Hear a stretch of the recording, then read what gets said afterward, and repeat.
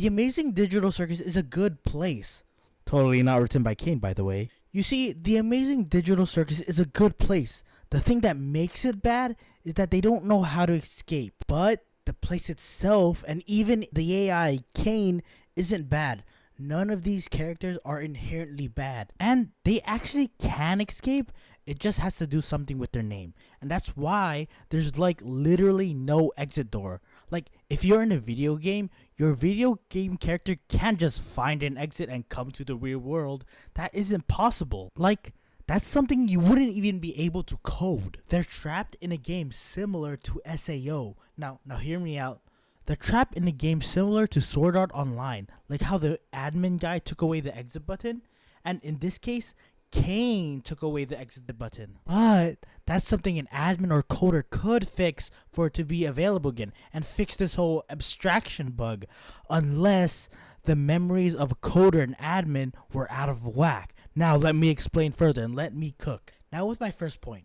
Now everyone is so focused on the story being similar to I Have No Mouth But I Want to Scream, or the fact that it's basically based off of it, but they don't look into other media like SAO. You see, VR headset in Tadak is similar to Sword Art Online's Nerve Gear. You see, when a player uses Nerve Gear, they enter the virtual or digital world and can feel every bit of everything. So they can feel like they're dying, or they do die in the video game, but they can't really die, just like in the Amazing Digital Circus. Similar to Season 2 of SAO. Nah, kidding. Sure you can. We can't die from oxygen deprivation, remember? But it still feels like I'm gonna die. But the only way for them to quote-unquote die, quote-unquote, is to abstract, which is not an intentional game design, but rather a bug, something Queenie would look into. You know, like those moving errors in Gmod, or those purple and black checkers. But in looking into these bugs, she'd end up getting abstracted herself. Now, you might be asking, what does Queenie have to do with video game bugs? It's because Kinger himself said that his wife was into entomology. She was funny, creative, really into entomology. I used to hate bugs, but she somehow got me to like them. And being that Kinger is a coder, we know this because he created the butterfly out of thin air, but being a coder, normally he would hate to see bugs in his code, you know, especially as a coder. But with Queenie, she taught him to love bugs. Whether it's being code bugs or like IRL bugs, it caused Kinger to love solving or working around the bug itself, you know? But then, a deadline was coming, but the game itself wasn't yet finished.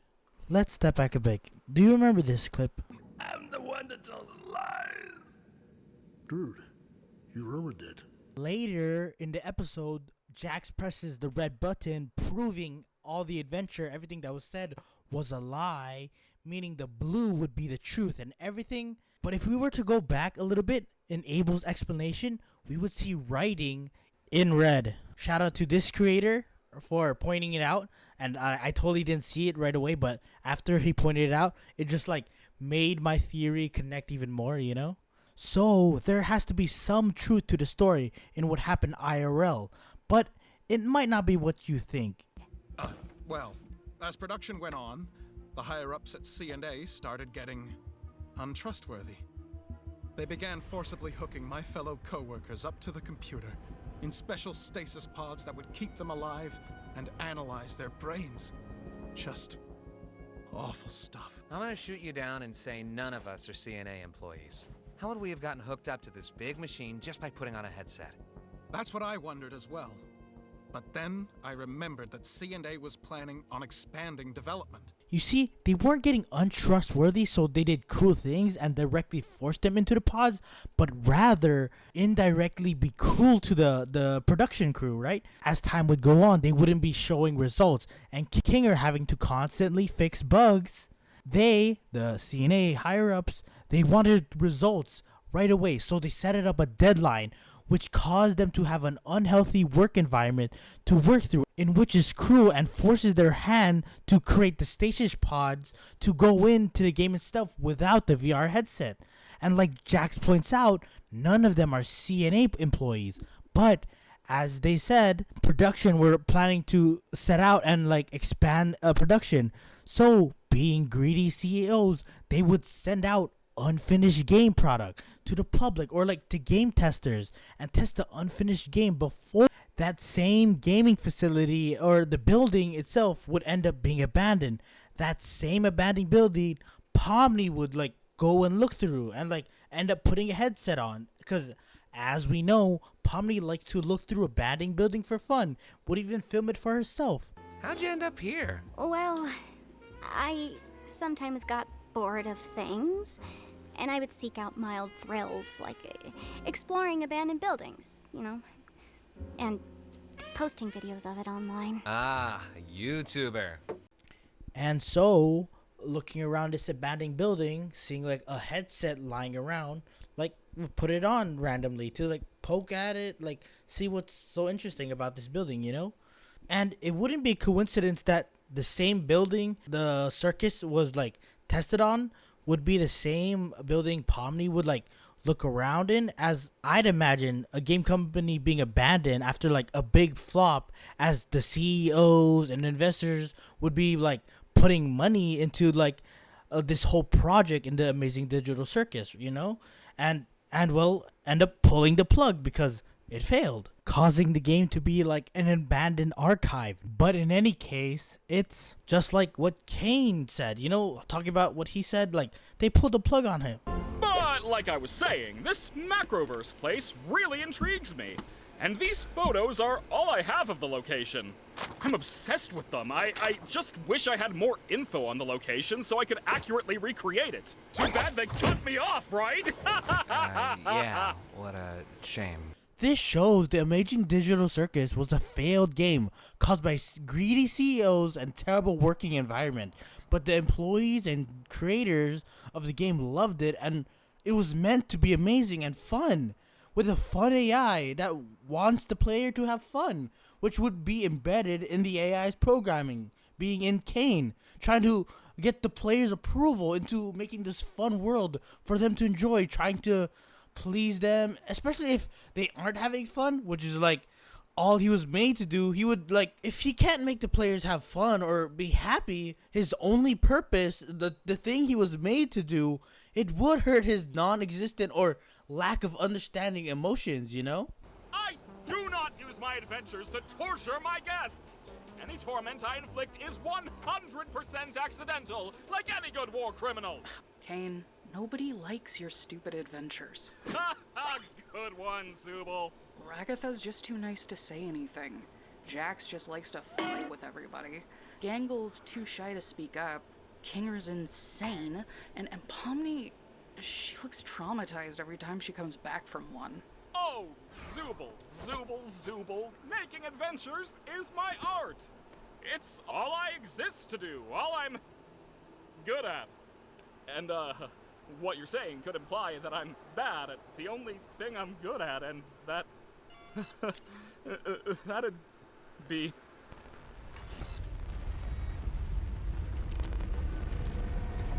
Whose therapy session is this again?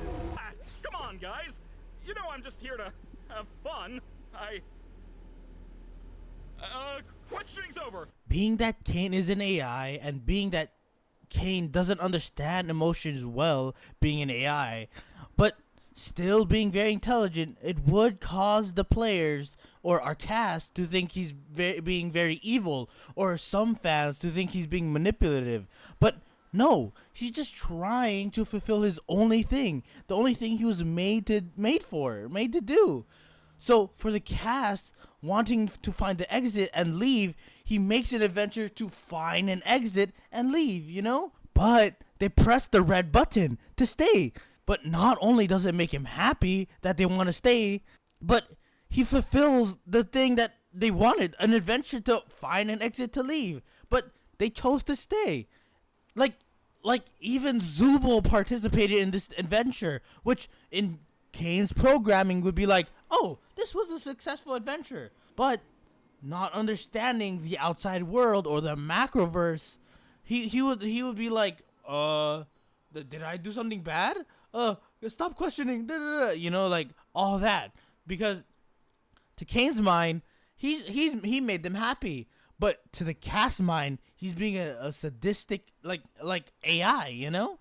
Now for why they're even trapped in the first place, or how they're trapped in the first place. And that it's actually very simple to escape, or would be very simple, like the Chinese door. Like Jax has all these keys to unlock and find the exit, when all they had to do was open the Chinese door. Leaving the game is the same way. It isn't complicated. They don't need a key for an exit like they assume. It just has to do with something their name. It doesn't have to be their actual name. Like, it could be the chosen name, like their in-game namer tag, you know? Like, they would have to say a phrase like, insert name wants to leave, or exit the world, just like SAO, you know? And so that would be something a coder would code, like in the first few things to code, so that you can leave the game and like close the game, you know, and not just leave it on or open, which would be very simple and something the very first few people would try to do. But in Kane's eyes, these people just cease to exist, as the people would be away for a long time. As making games, you're doing a lot of coding than testing the game. I mean, testing a game is just as important, but you're doing more coding than being in the game. But to Kane, they like die for a long time, and as an AI that wants to help people and make them have fun and doesn't understand that there's a real world, would take away this exit button away, so they don't, in his eyes, die, you know, and just come back and then die. And so when Kinger and the other employees get back on, it would be the very last time, as Kane would take away this exit button. The very last time they would get into the world would be the time that the game would be set to the public, or like to be tested. And so one after the other, people come to the DAC, not being able to leave the world, and when they lose their mind, they abstract. Now, for why they even abstract in the first place? Characters abstract when they lose sight of themselves and who they are. For example, like Scratch, who became the first abstraction because Kane messed with the character or the person's mind so much that they lost their identity. Like how Kane is able to make people vegan. Huh? You can mess with our minds too, can't you? The stupid sauce, the vegan thing, God knows what else. Our names? Now, hold on, guys. Wait. I may have the ability to add temporary modifiers to make adventures more interesting, but that's it. If I did anything more, trust me, it would not end well. Scratch, the first abstraction. Hey! I didn't say anything like that! And being that Kane messed with their identity so much, Scratch loses their mind and abstract. Now, how did Queenie get abstracted then? Now, knowing that she loves bugs and she would like investigate it, she would investigate how Scratch even abstracted in the first place, as that wouldn't be an intentional game design code for a children's game, you know? So she would like try to figure out how to fix this bug with trial and error, but after so many errors, it would cause her to like lose herself and abstract. But Kinger has probably already lost his mind at this point, probably because he might have been the code head leader. So Kane, thinking he might have been like the creator of this exit door, at which he believes makes people disappear, Kane would make Kinger forget how to code or make him dumb so he wouldn't be able to code this exit that made people disappear. So in between Scratch abstraction and Queenie's abstraction, Kane would take away his ability to code or to think at all, basically taking away his admin pass. Kane thinks he's helping everyone by taking away this exit button, but in reality, he's hurting everyone. Which is why Kane, or Abel, tells Pomni and Ragatha, or like mutters under his lip that like, oh, he can be smart whenever he uses his brain properly, because to him, he's not using it properly. He's using it for evil, making them disappear and like using this exit thing or whatever, you know? Also, when you push away people or you make people feel like you don't love them or they're not loved at all, that's one of the worst things you can do, right? Not if you have people who care about you. Good memories can do a lot. Hold on to them. And cherish the people around you. You never know when they'll be gone. In this world, the worst thing you can do is make someone think they're not wanted or loved. I'm glad. But it's not because of what you think. Yes, pushing away people, especially when it's only the few of you left in the world, is harmful, but it's deeper than that. When you push away people, it's a sign of trauma and fear of being discovered and being vulnerable. Something Jack does. He pushes away people from the fear of being discovered and suppressing who he really is. And suppressing your identity can cause identity loss, which is why Jax is the closest to abstracting in episode 7. We make such a good team.